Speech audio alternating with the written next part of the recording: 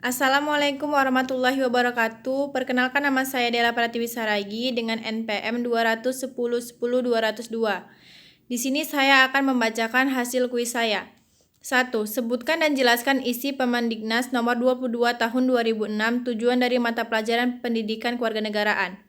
Tujuan dari pendidikan kewarganegaraan diatur dalam Pendidikan nomor 22 tahun 2006 tentang standar isi untuk satuan pendidikan dasar dan menengah. Tujuannya agar peserta didik memiliki kemampuan sebagai berikut. A. Berpikir secara kritis, rasional, dan kreatif dalam menanggapi isu kewarganegaraan. B.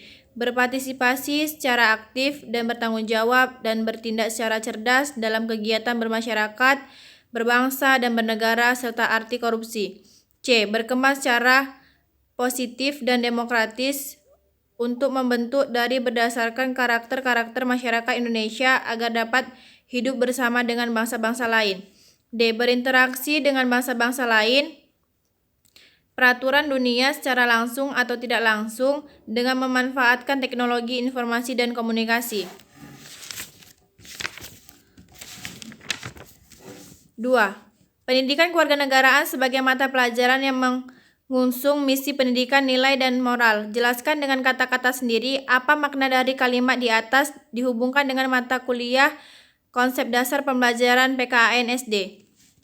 Pendidikan kewarganegaraan sebagai mata pelajaran yang mengusung misi pendidikan, nilai, dan moral, yaitu mata pelajaran pendidikan kewarganegaraan sebagai salah satu mata pelajaran yang harus diimplementasi sebagai pengajaran pendidikan, nilai moral, dan budi pekerti yang diharapkan adalah dapat mempersiapkan peserta didik menjadi warga yang memiliki komitmen kuat dan konsisten. 3. Jelaskan 5 perbedaan pendekatan pembelajaran terpadu dibandingkan dengan pendekatan pembelajaran yang bersifat konvensional. Pembelajaran terpadu. 1. Siswa secara aktif terlibat dalam proses pembelajaran. 2. Siswa belajar dari teman melalui kerja kelompok, diskusi, saling mengoreksi. 3. Pembelajaran dikaitkan dengan kehidupan nyata atau disimulasikan. 4. Perilaku dibangun atas dasar kesadaran diri. 5. Keterampilan dikembangkan atas dasar pemahaman. Pendekatan konvensional. 1. Siswa adalah penerima informasi secara pasif. 2. Siswa belajar secara individu. 3. Pembelajaran sangat abstrak dan teoritis. 4. Perilaku dibangun atas dasar kebiasaan. 5. Keterampilan dibangun atau dikembangkan atas dasar latihan. 4. Jelaskan 10 latar belakang kemajemukan bangsa Indonesia. 1. Dikarenakan Indonesia merupakan sebuah negara kepulauan yang dimana di antara kedua macam bentuk dari benua dan samudra. 2. Indonesia berada di antara dua benua seperti Asia dan benua Australia. 3. Indonesia berada di antara dua samudra, yaitu Samudra Hindia dan Samudra Pasifik. 4. Indonesia berada pada jalur perdagangan internasional yang dimana dilewati oleh seluruh dunia. 5. Indonesia menjadi negara yang memiliki berbagai macam bentuk kemajemukan yang dapat kita temukan saat ini. 6. Bangsa Indonesia di masa penjajahan sampai sekarang disebut wilayah Nusantara. 7. Terdiri dari 5 pulau, yaitu Jawa, Sumatera, Sulawesi, Kalimantan, dan Papua. 8. Setiap pulau memiliki keanekaragaman suku, bangsa, bahasa, agama, ras, adat yang berbeda. 9. Sehingga hal ini yang menjadikan kemajemukan bangsa Indonesia. 10. Bangsa Indonesia menjadi tersemboyan dalam Bhinneka Tunggal Ika. 5. Paradigma pendidikan demokrasi yang perlu dikembangkan dalam lingkungan sekolah adalah pendidikan demokrasi yang bersifat multidimensional atau bersisi jamak. Jelaskan pernyataan di atas dengan kata-kata sendiri.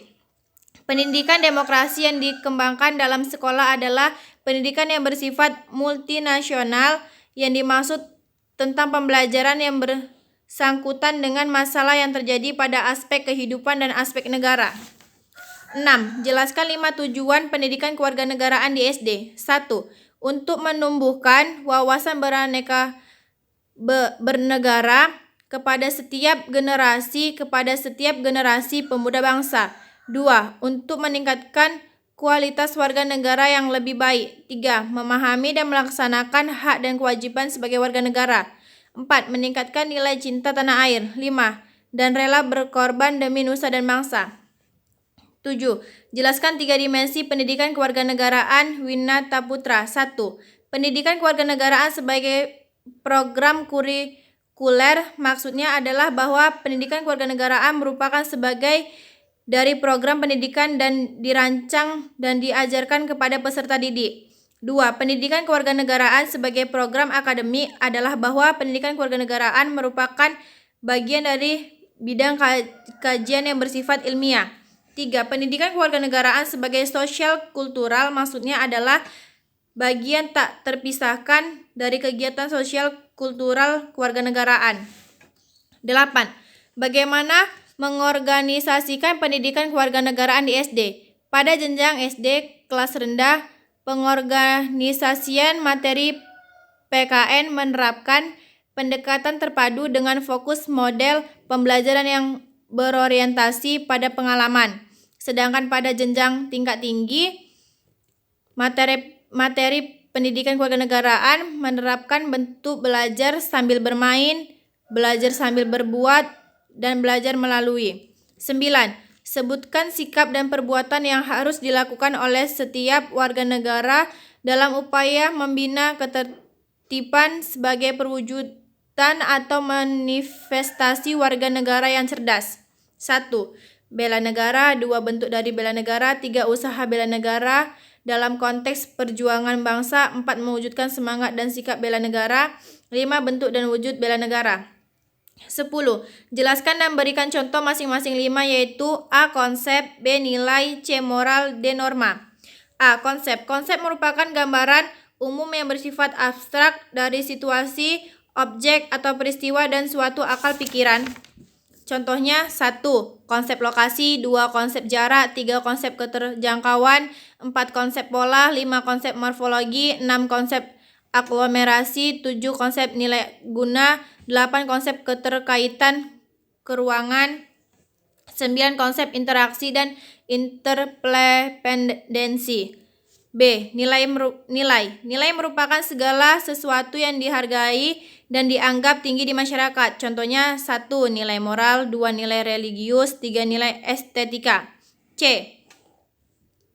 Moral merupakan ajaran baik, buruknya perilaku dan perbuatan. Contohnya, akhir-akhir ini banyak remaja yang memiliki perilaku yang menyimpang yang dapat merugikan orang lain.